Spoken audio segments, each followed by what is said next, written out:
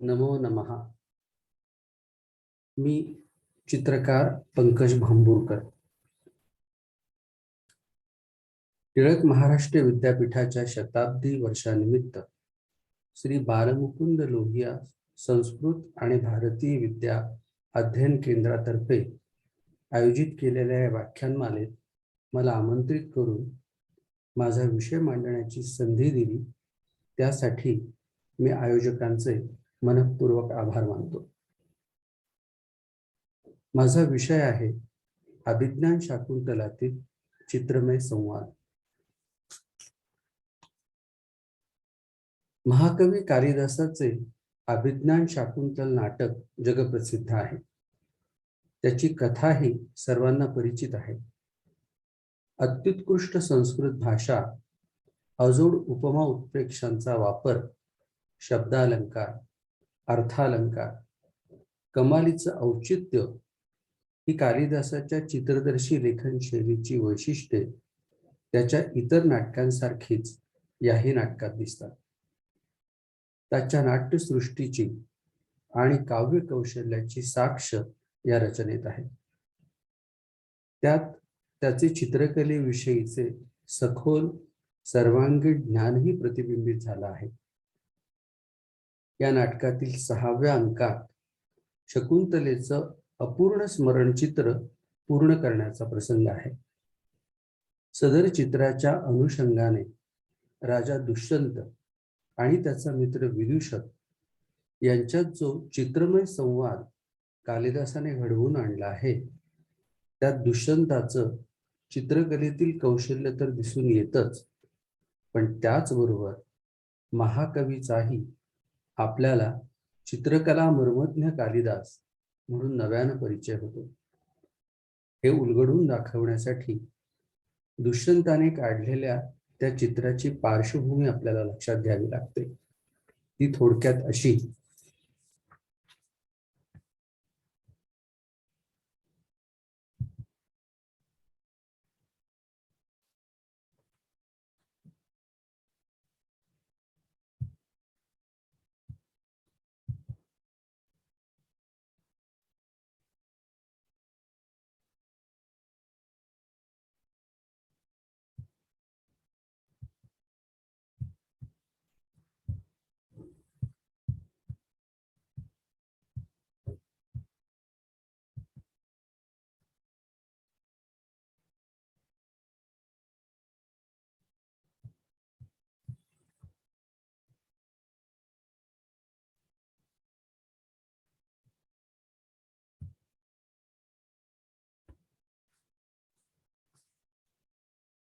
कण्व महर्षीच्या आश्रम परिसरात प्रथमदर्शनीस राजा दुष्यंत आणि शकुंतला एकमेकांकडे आकर्षित होतात आणि त्यांचं मिलन होतं.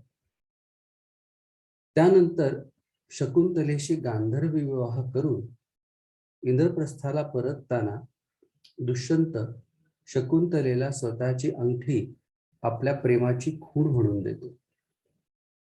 अंगठी शकुंतलेच्या बोटात सरकवताना तिला आश्वासन देतो की अंगठीवरील त्याच्या नावातील अक्षरांच्या संख्ये इतके दिवस संपण्याच्या आत त्याचा सेवक तिला न्यायला येईल. दुष्यंत हस्तिनापुराला निघून गेल्यावर शकुंतला केवळ त्याच्याच चिंतनात स्वतःला हरवून बसलेली असते आणि तिथे त्याच वेळी आश्रमात आलेल्या दुर्वास ऋषींकडे तिचं दुर्लक्ष होतं. परिणामी शीघ्रकोपी दुर्वास तिला शाप देतात की ज्याच्या चिंतनात घडून गेल्यामुळे माझ्यासारख्या तपोधनाकडे तू दुर्लक्ष केलंस, त्याला आठवण करून देऊनही तुझं स्मरण होणार नाही. परंतु दुष्यंताच्या सहवासातील उन्मादक आठवणींमध्ये रमामाण असल्यामुळे शकुंतलेच्या कानावर ही शापवाणी पडत नाही, पण तिच्या सख्या प्रियंवदा व अनसूया यांना ती ऐकू येते. त्यामुळे अनुसूयेच्या सांगण्यावरून प्रियंवदा दुर्वासाकडे लगबगीने जाते आणि त्यांच्या पाया पडते आणि शकुंतलेच्या अजाणतेपणी झालेल्या अपराधाबद्दल क्षमा याचनाही करते.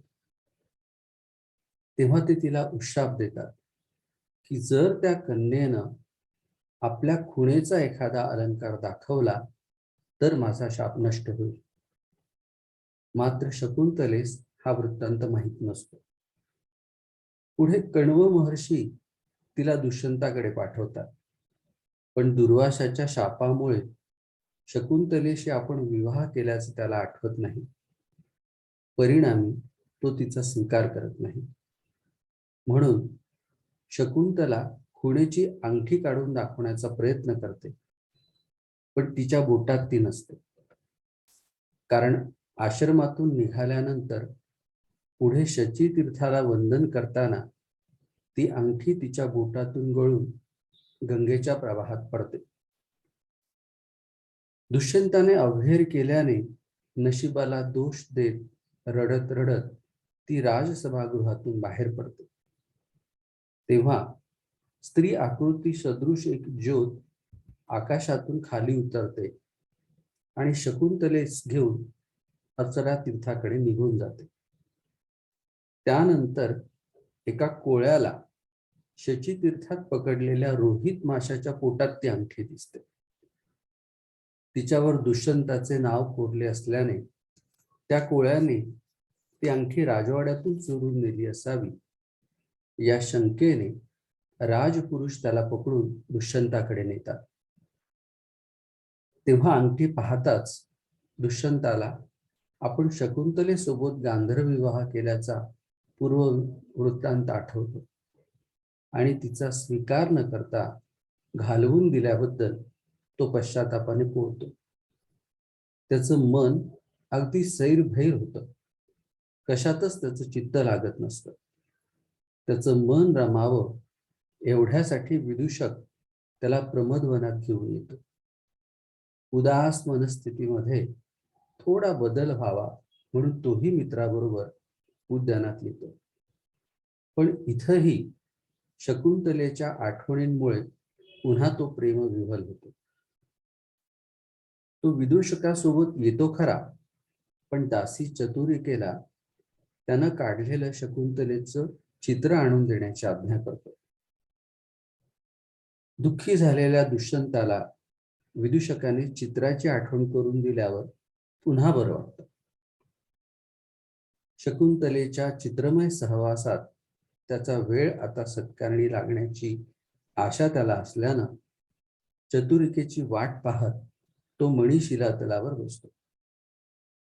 सदर चित्र अपूर्ण राहून गेल्यानं ते पूर्ण करायची त्याची इच्छा असते. त्याच वेळी शकुंतलेच्या आईची अर्थात मेनकेची सखी सानुमती ही अप्सरा स्वर्गातून खाली येते आणि त्या उद्यानात उतरते. शकुंतलेचा अवहेर केल्यानंतर दुष्यंताचे हालहवाल पाहण्यासाठी तिला मुद्दामून पाठवलं असतं. तिरस्करणी विद्या अवगत असल्याने ती त्या उद्यानात अदृश्य अवस्थेत तटस्थपणे राजाची शोकमग्न अवस्था पाहत उभी असते.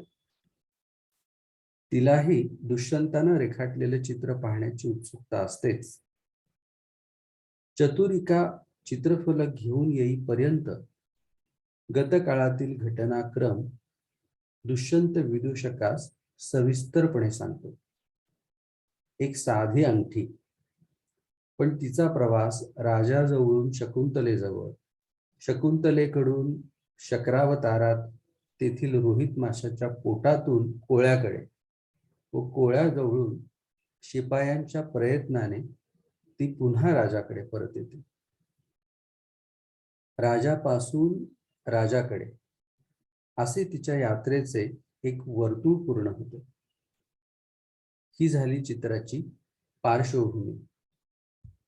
आता चित्राच्या रसग्रहणाकडे वळूया. चतुरिका चित्रफलक घेऊन येते.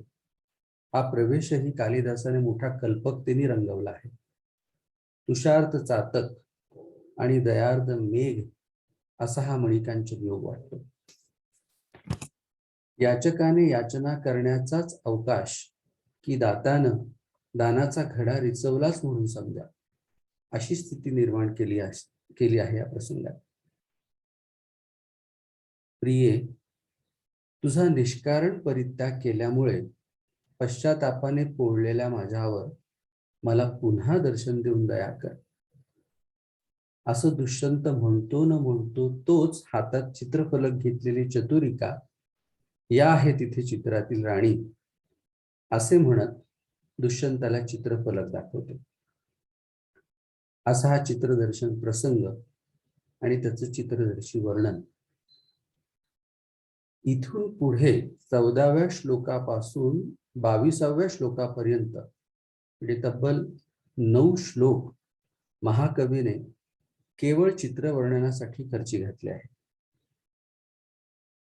रेखाटलेल्या चित्रासंबंधी खुद्द राजा, विदूषक आणि सानुमती यांच्या संवादातून दुष्यंताचं चित्रकौशल्य आपल्याला स्पष्ट दिसून येतच, पण त्याच वेळी कालिदासाचंही चित्रकलेविषयीचं सखोल ज्ञान आपल्याला अजमावता येतं. ते कसं, आता आपण सविस्तरपणे पाहूया. चित्रातील आकृतींकडे पाहत विदूषक म्हणतो, वाह मित्रा, किती सुंदर आकृती काढल्या आहेत.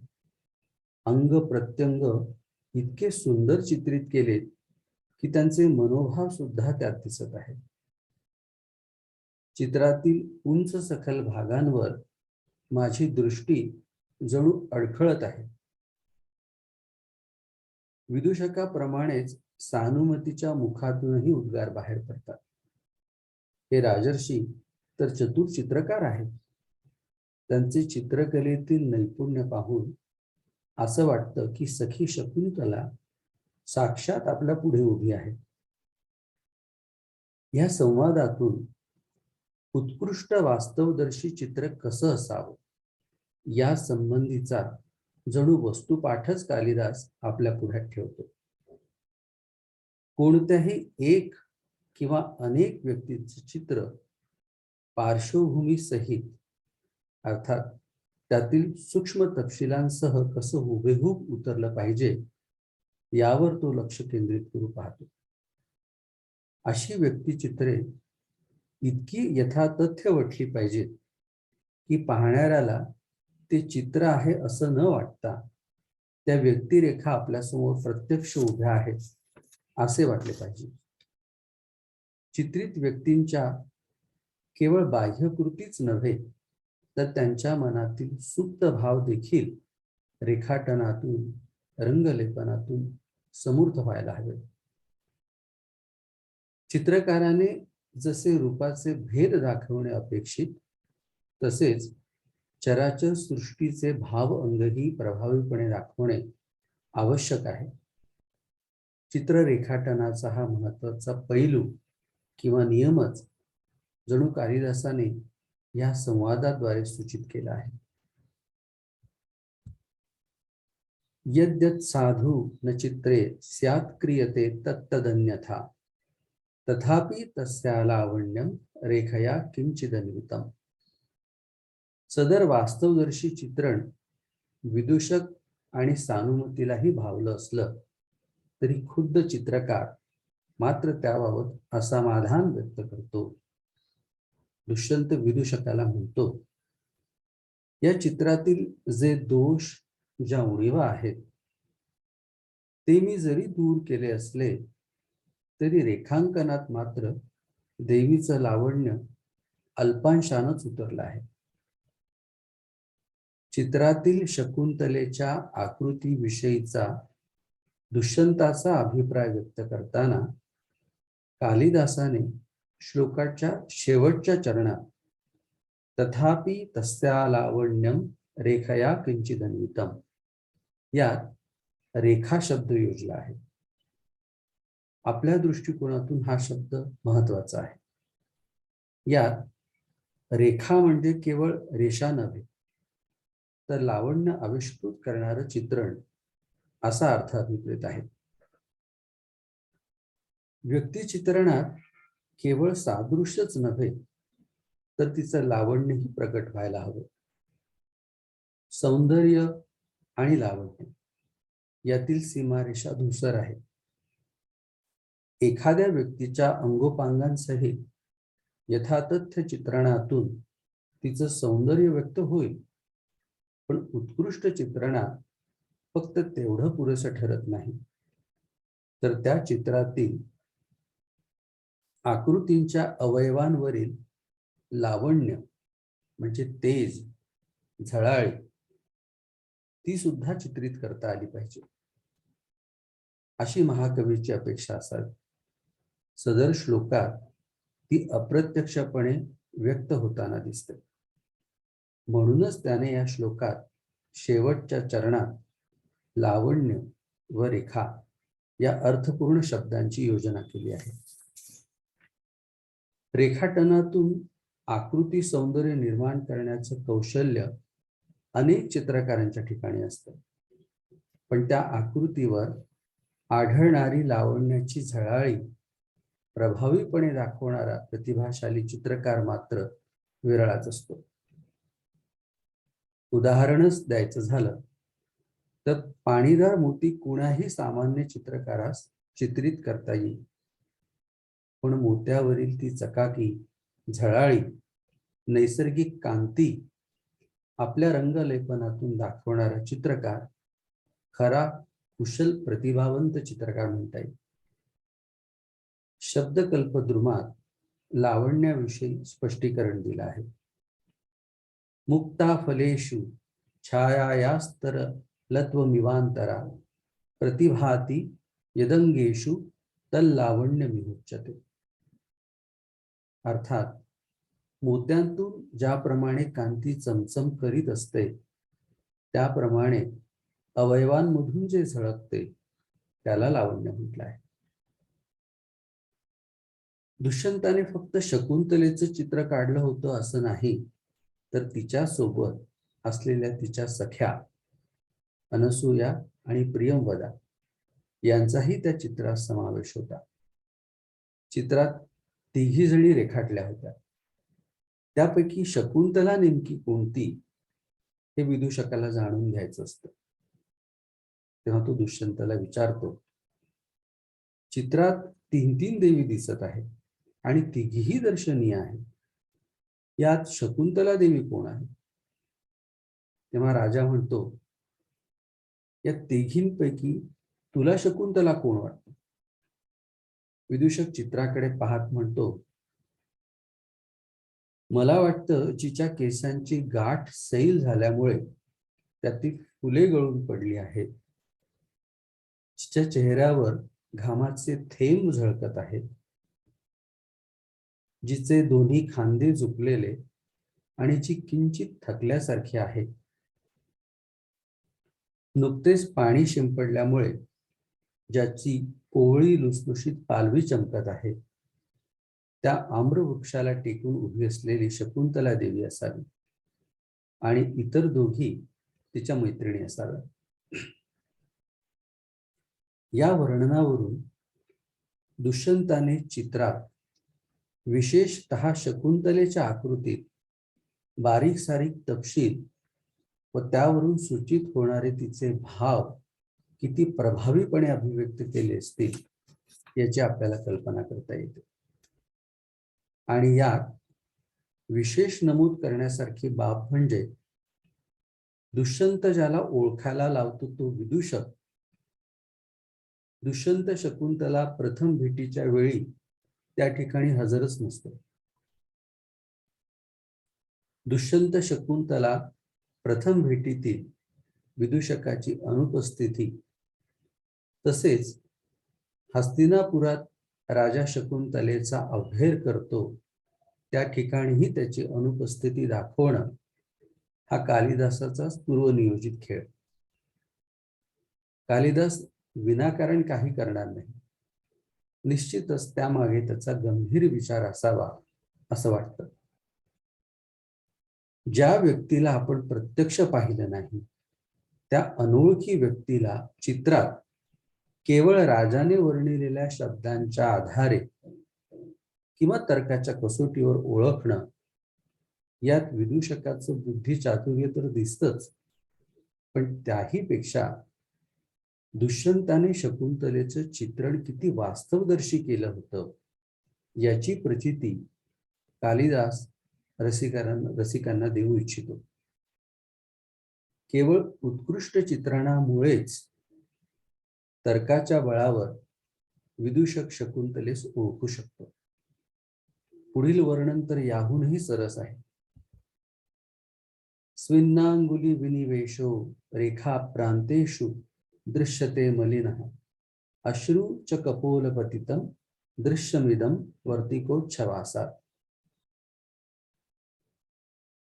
चित्रात दुष्यंताच्या मनस्थितीचंही प्रतिबिंब पडलेलं दिसतं. शकुंतलेचं चित्रांकन करताना सात्विक भाव जागृत होऊन त्याच्या तळहातांना घाम येतो आणि चित्रपटाच्या कडा मलिन होतात आणि चित्र रेखाटन करीत असताना ओघळलेला राजाच्या अश्रुबिंदूही शकुंतलेच्या गालावरचा रंग वर आल्यामुळे स्पष्ट दिसत होता. चित्रपटाच्या बोटांनी धरावयाच्या बाजू असं वर्णन आहे. याचा अर्थ चित्राला चौकट असावी. तसेच चित्रकर्म करताना चित्रकार भावविभोर झाला हे दुष्यंताच्या अश्रुबिंदूने स्पष्ट झाले. चित्रकाराची चित्रविषयाशी असलेली भावसायुज्यता प्रस्थापित करण्याचा यशस्वी प्रयत्न इथे केलेला दिसतो. अश्रुबिंदू ज्या स्थानावर म्हणजे गालावर पडतो तेही आपलं आगळं महत्व राखतं. एरवी अश्रुबिंदू कालिदास चित्रात कुठेही दाखवू शकला असता. नेमका शकुंतलेच्या गालावरच तो ओघळला दाखवून त्याला सूचित करावंसं वाटलं असावं की दुष्यंत तिच्या चेहऱ्याकडे अनिमिष नेत्रांनी पाहतोय आणि आपण तिच्या दुःखास कारणीभूत झालो या अपराधी भावनेनं त्याचे डोळे पाणावले असावे. अशाच वेळी अश्रुबिंदू त्याच्याही नकळत ओघळून नेमका तिच्या गालावर स्थिरावला असावा असाही अर्थ ध्वनित होतो. किंवा मी तुला शेवटी काय दिलं तर केवळ अश्रूच, जे तुझं तेच आता माझंही प्राक्तन झालं आहे असा सुद्धा विचार त्याच्या मनात आला असावा.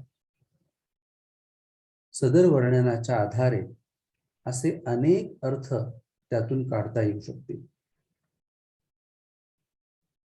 अजूनही चित्र अपूर्ण असल्याचं सांगून दुष्यंत चतुरिकेला रंगकुंचल्याची पेटी घेऊन येण्यास सांगतो. तेव्हा तो चित्रफलक चतुरिका विदूषकाला देणार असते, पण दुष्यंत तो स्वतःच्या हाती घेतो आणि पुन्हा अनिमिष नेत्रांनी त्याकडे पाहत बसतो. कारण चित्रातील उणीवा त्याला सुधारायच्या असतात, काही अपुऱ्या राहून गेलेल्या गोष्टी पूर्ण करायच्या असतात, तर काही रिकामा ठेवलेल्या जागा त्याला भरून काढायच्या असतात.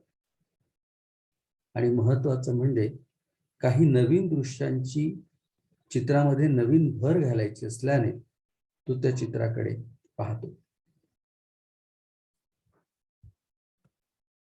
यावेळी दुष्यंत म्हणतो, प्रत्यक्ष शकुंतला येऊन गेली तेव्हा निरादर करून तिला पाठवून दिले आणि या चित्रावर मात्र आता खूपच प्रेम मी दाखवतोय.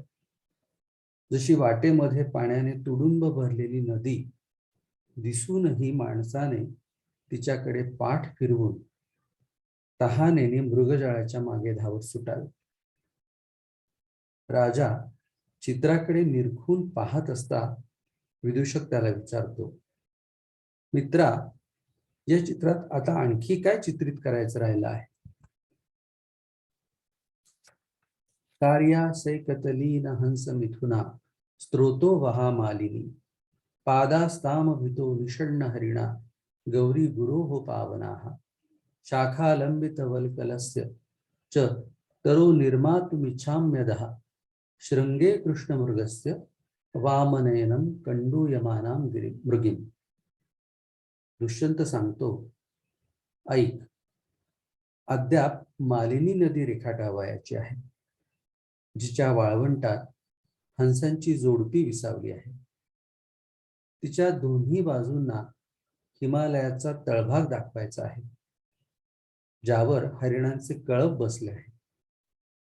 शिवाय मला असा एक वृक्ष सुद्धा चित्रित करायचा आहे, ज्याच्या शाखांवर खाली लोंबत असलेली वल्कलं आहे आणि त्याच्या खाली कृष्णमृगाच्या शिंगावर आपला डावा डोळा खाजवत असलेली हरिणी आहे. कृतं न कर्णार्पित बंधनम सखे शिरीष मागंड विलंबी केसरम नवा शरच्चंद्र मरीची कोमलम मृणाल सूत्रम रचितम स्तनांतरे. आणि हो, शकुंतलेचे आभूषण चित्रामध्ये रंगवायचे राहूनच गेले. शकुंतलेच्या कानावर देठ फोवलेले आणि ज्याचे पराग तिच्या गालावर चिकटले होते, असे शिरीषाचे फूल तर अजून मी रंगवलेच नाही. तसेच तिच्या स्तनांच्या मध्यभागी शारदीय चंद्रकिरणांप्रमाणे मुलायम असलेली मृणाल तंतूंची माळ सुद्धा मी अद्याप काढली नाही. दुष्यंताने शकुंतलेला कण्वाश्रमातील उद्यानात प्रथम पाहिले तेव्हा या सर्व गोष्टी शब्दशः याच स्वरूपात पाहिल्या असाव्यात असे प्रथम अंकातील वर्णनावरून तरी वाटत नाही.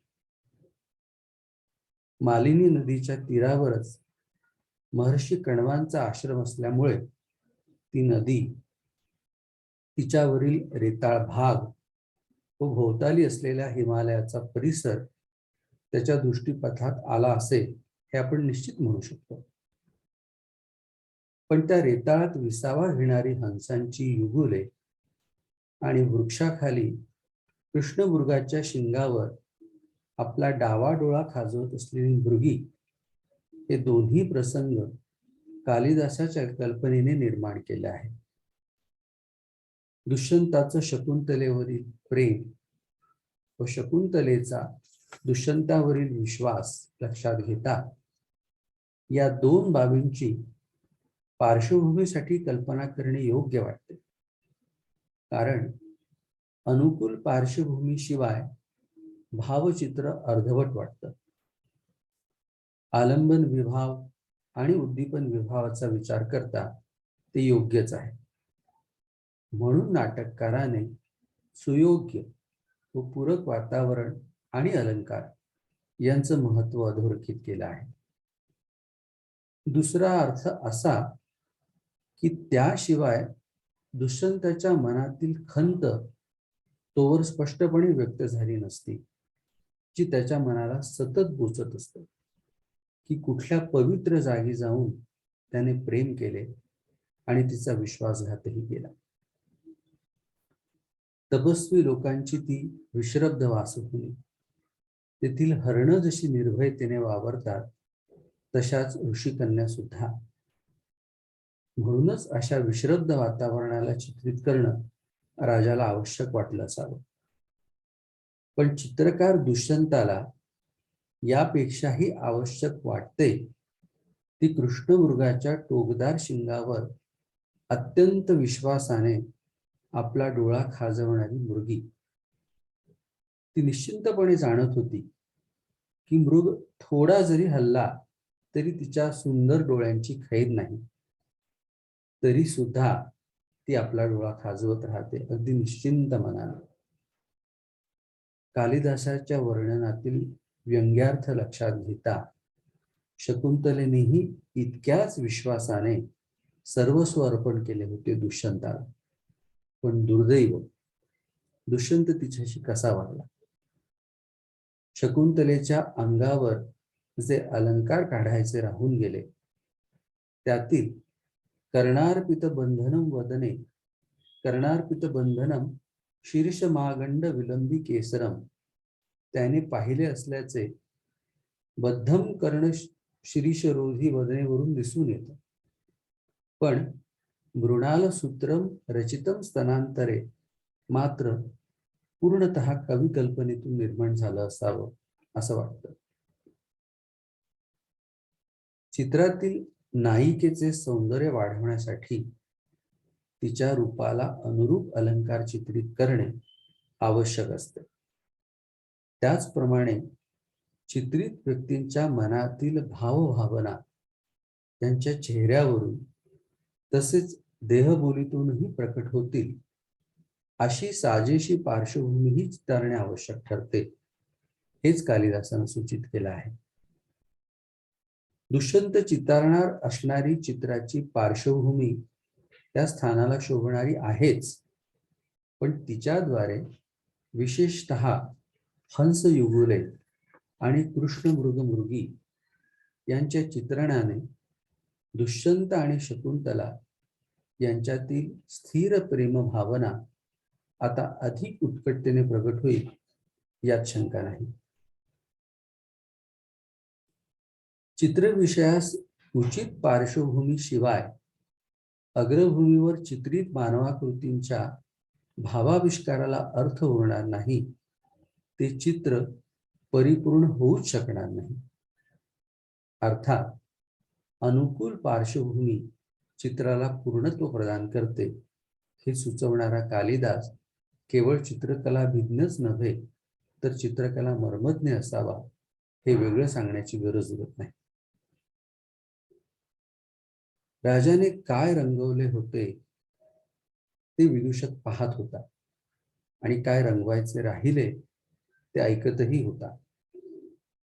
पण राजानं जे रंगवलं असूनही त्याच्या लक्षात नव्हतं अशा एका दृश्याकडे विदूषकाने राजाचे लक्ष वेधले. नाटकातील प्रथम अंकात एका प्रसंगाचं वर्णन आहे. शकुंतला झाडांना पाणी घालत असताना जलतुषार अंगावर पडल्यामुळे फुलावर बसलेला एक भुंगा तिथून उडाला आणि शकुंतलेच्या मुखकमलाभोवती पिंगा घालू लागला. हैराण झालेली शकुंतला त्याचे निवारण करण्यासाठी हातांनी आपला चेहरा झाकून इकडून इकडे येत जात होती. तेव्हा तोही तिच्या मागोमाग जात येत होता. राजानं स्मरण चित्रात हा प्रसंग घडला तसाच चित्रित केला असतो.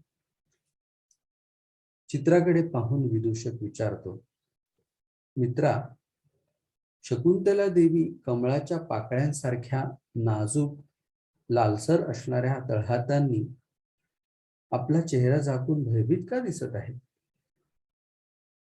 चित्र अधिक जवळून निरखून पाहिल्यावर तिच्या भयाचे कारणही त्याच्या लक्षात येते. तो म्हणतो, फुलांचा रस चोरणारा हा भ्रमर देवीच्या मुखकमलाभोवती पिंगा घालतो. तेव्हा राजा म्हणतो, त्या दुष्ट भुंग्याला हाकलून लाव.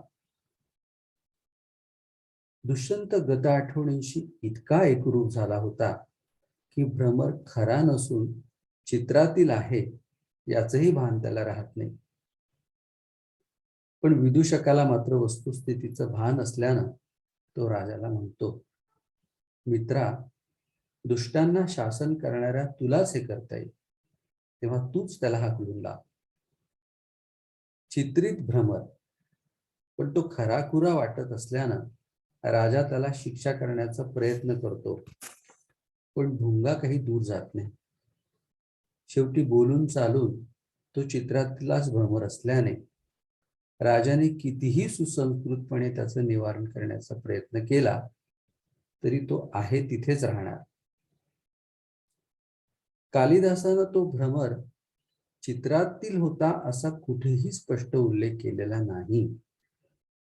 हा विद्वानांचा तर्क आहे की भ्रमरही चित्रित केला असावा.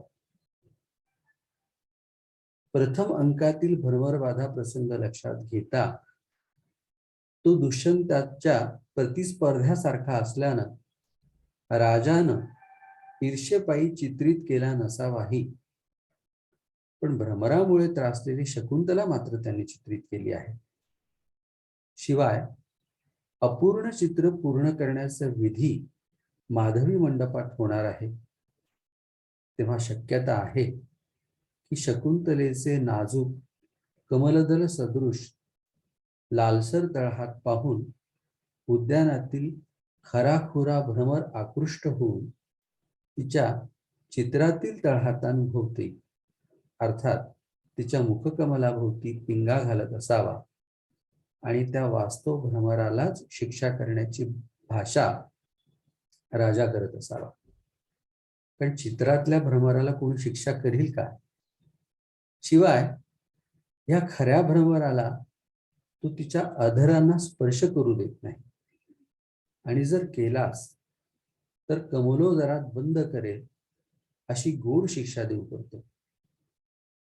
निश्चितच हा खरा भ्रमर असावा, कारण प्रथम अंकातील भ्रमर तिचे वारंवार अधरपान करत आहे असं वर्णन आहे.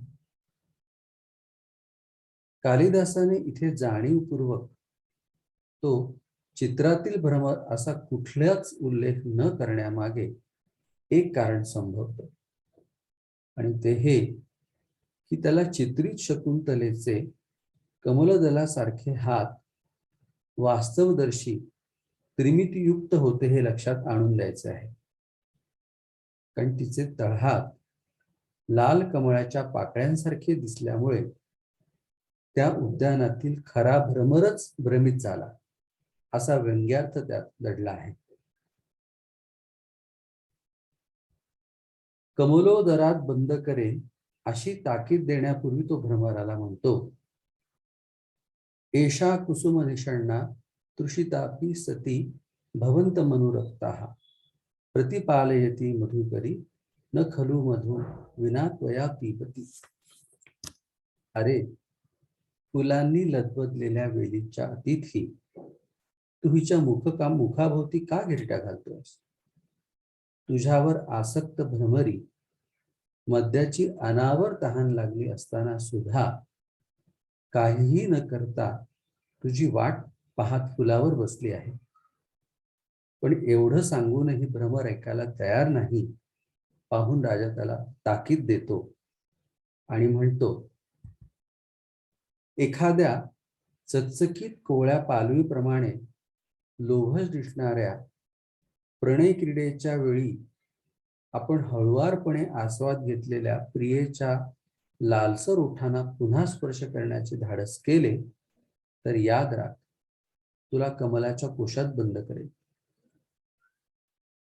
भ्रमर चित्रित असो किंवा वास्तवातील, पण राजाचे शकुंतलेबद्दलचे वेळ इतक्या थराला गेलेले असेल यावर विदूषकाचा विश्वास बसत नाही. तेव्हा राजाला तो म्हणतो, महाराज, हे चित्र आहे. तेव्हा राजाही म्हणतो, खरंच हे चित्र आहे? राजाने चितारलेल्या चित्राविषयी राजाचीच प्रतिक्रिया पाहून आपल्या लक्षात येतं की चित्राशी, विशेष करून शकुंतलेशी भावनिक दृष्ट्या तो किती एकरूप झाला आहे. बर, राजाला क्षणभर ते चित्र, त्यातील भ्रमरादी बाबी वास्तव वाटायला त्याचं प्रेम आडवं आलं असावं असं म्हणावं तर तिथे उपस्थित असलेल्या सानुमतीचाही हाच अभिप्राय आहे. ती म्हणते, मला सुद्धा आता लक्षात आलं की ते चित्र आहे. तर ज्याने तन्मय होऊन चित्रांकन केलं त्याच्याविषयी काय म्हणावं? विदूषकाच्या सांगण्यामुळे भावावेग ओसरून भानावर आलेला राजा आता अधिकच बेचैन होतो आणि हे चित्र आहे असं सांगण्याचं दुष्कर्म का केलंस असं विचारून मी तर अत्यंत मग्न होऊन समोर असलेल्या शकुंतलेच्या दर्शनाचा आनंद घेत होतो. पण तू मला स्मरण करून दिल्यानं तिचं परत चित्र झालं. दर्शन सुखम अनुभवताहा साक्षादीव तन्वयेन हृदयेन स्मृतिकारिणा त्वया मे पुनरपि चित्रीकृता कांता. थोडक्यात काय तर आतापर्यंत चित्रालाच वास्तव मांडणारा राजा त्या वास्तवाला परत चित्ररूपात पाहिल्याने शोकाकुल होतो आणि त्याच्या अश्रुधारा वाहू लागतात. आणि शेवटी तो विदूषकास म्हणतोही, तुला कल्पना आहे की माझ्यावर या क्षणी कसली परिस्थिती ओढावली आहे. प्रजागरात खिलीभूतस्याम स्वप्ने समागमः बाष्पस्तु न दात्येनां द्रष्टुम चित्रगतामपि. झोप न लागल्याने मी तिला स्वप्नात भेटू शकत नाही आणि सतत वाहणाऱ्या अश्रुधारा मला तिला चित्रातही पाहू देत नाही. शकुंतलेच्या विरह दुःखामुळे दुष्यंत पुन्हा एकदा विवल होतो आणि त्यामुळे ठरविल्यानुसार चित्रात सुधारणा करण्याचीही त्याला आठवण राहत नाही. चतुरिका चित्रकर्मासाठी रंगवर्तिकांची पेटी आणायला गेली असते, पण परतताना तिला वाटेतच वसुमती राणी भेटते आणि मग पुढचा वृत्तांत ती सांगते. अशी ही दुष्यंताद्वारे निर्मिलेल्या चित्राची चित्रदर्शी कथा. खर तर विरहावस्थेत नायक नायिकांनी एकमेकांचे चित्र काढणे किंवा पाहणे ही कल्पना संस्कृत साहित्यात नवीन नाही. संस्कृत साहित्यातील अनेक कवी महाकवींनी अशा प्रसंगांचे त्यांच्या काव्य नाटकात नायक नायिका मनोविनोदनासाठी एकमेकांची चित्रे काढत किंवा पाहत असल्याचे तपशीलवार उल्लेख केले आहे. खुद्द कालिदासानेच त्याच्या मेघदूत या खंडकाव्यात यक्षी आणि यक्षिणी विरहावस्थेत एकमेकांची चित्र काढत असल्याचे वर्णन केले आहे. रघुवंश या महाकाव्यातही राजा अग्निवर्ण चित्रकर्म करीत असल्याचा उल्लेख आहे. कुमार संभवातही पार्वती शंकराचे चित्र रेखाटून त्याकडे पाहत असल्याचे वर्णन आहे. विक्रमोर्वशी यात सुद्धा विरहावस्थेत पुरुरवा उर्वशीच्या चित्रांकनाच्या कल्पनेनेच गहिवरतो. पण ह्या सर्व चित्रकार नायक नायिकांच्या तुलनेत अभिज्ञान शाकुंतलातील चित्रकार दुष्यंताचं अपूर्ण स्मरणचित्र सर्वार्थानं उजवं ठरतं. ते त्याविषयी कालिदासाने केलेल्या संवादरूपी चर्चेमुळेच.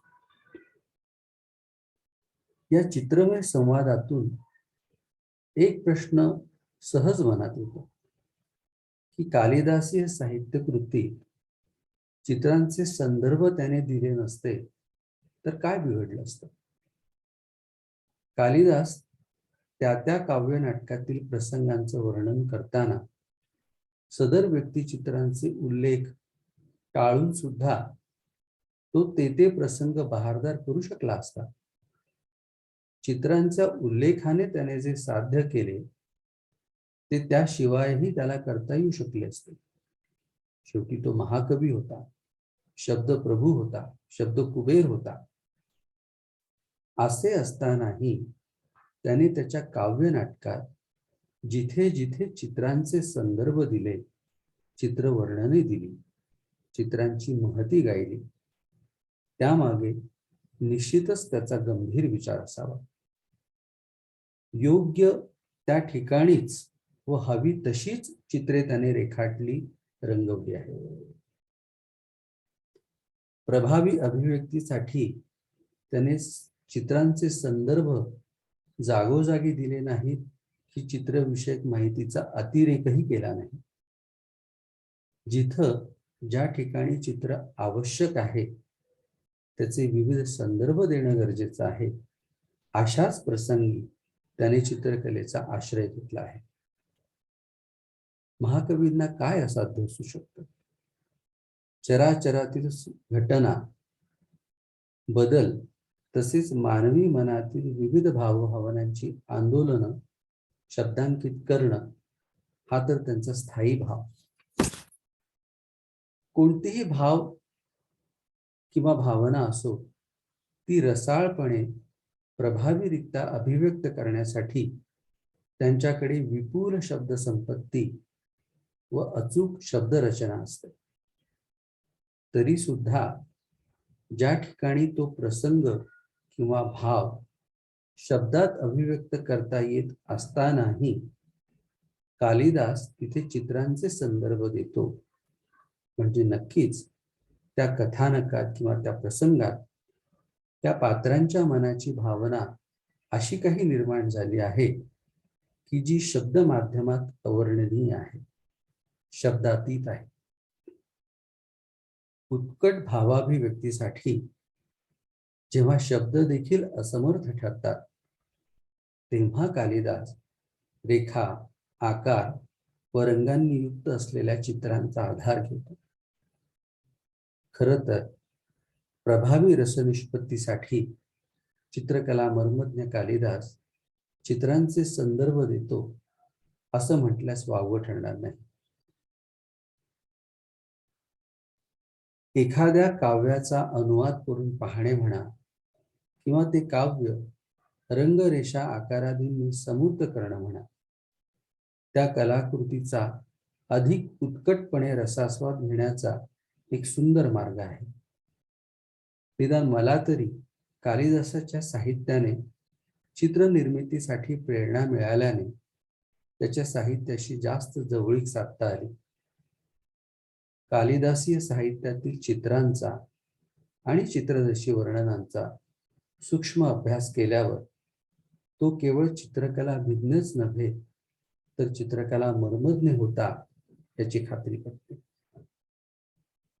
अभिज्ञान शाकुंतलातील हा चित्रमय संवाद कालिदासाचे चित्रकलेच्या दोन्ही पक्षांचे अर्थात शास्त्र आणि कर्म त्याचे ज्ञान अधोरेखित करतो.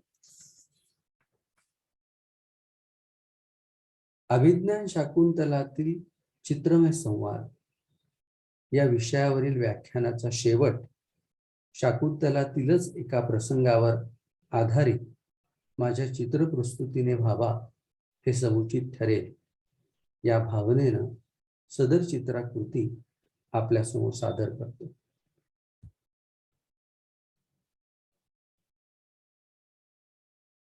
चित्राचं शीर्षक शापिता असं आहे.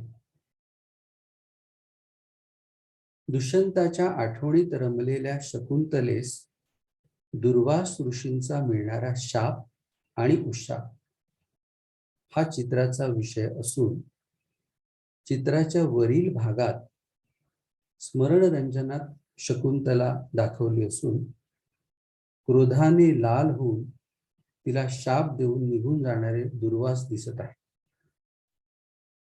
चित्रात डावीकडे तिच्या सख्या प्रियंवदा आणि अनसूया ती शापवाणी ऐकून भयभीत झाल्याचे दिसत आहे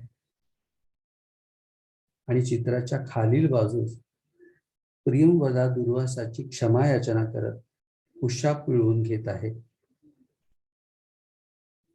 चित्रात वरील भागात दुर्वासाचा शाप सूर्यग्रहणाद्वारे प्रतिकात्मकरित्या दाखवला आहे, तर मध्यभागात सूर्यग्रहण सुटताना अंगठी सदृश आकार दिसतो, त्यातून उशापही प्रतिकात्मकतेने दाखवला आहे. त्याचंच प्रतिबिंब खाली पाण्यात पडलेलं दाखवलं आहे. कालिदासीय साहित्यातील रसादी ध्वनी चित्राविष्कारास कायमच प्रेरक, पूरक आणि उपकारक ठरतो हे अनुभव सिद्ध आहे. एवढं बोलून मी माझ्या वाणीला विराम देतो. धन्यवाद.